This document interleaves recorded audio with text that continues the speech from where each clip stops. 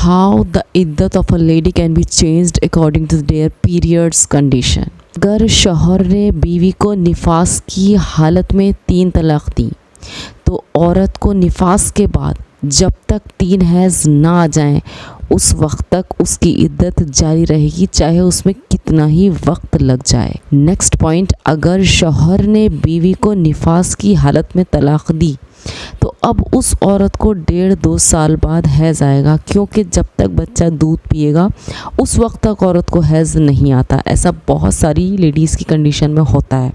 मुमकिन है कि इससे ज़्यादा भी वक्त लग जाए। और बीवी जो जवान उम्र में है, इतनी मुद्दत बग़ैर शौहर के रहना मुश्किल है, गुनाह में मुब्तला होने का कवी अंदेशा है। इस सूरत में अगर दवाओं के ज़रिए 3 हैज़ लाए जाएँ तो वो हैज़ इद्दत के ही शुमार होंगे।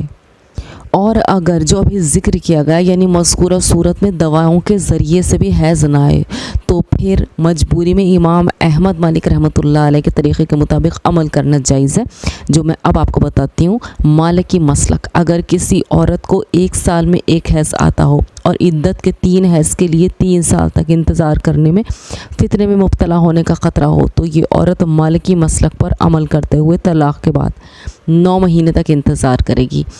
यही चीज़ उसके लिए भी है जिसको दवाओं से भी हैज़ नहीं आ रहा है।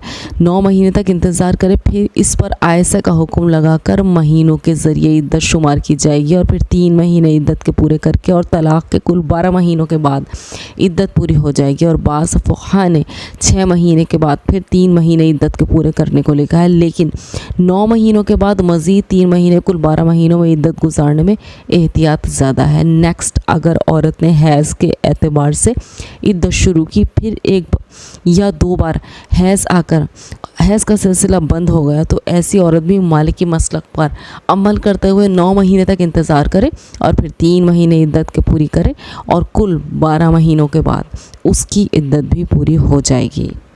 ये थी इद्दत की वो कंडीशंस जो पीरियड के अकॉर्डिंग चेंज होती हैं। In next video I will be cover how the condition of इद्दत can be changed according to the last sex.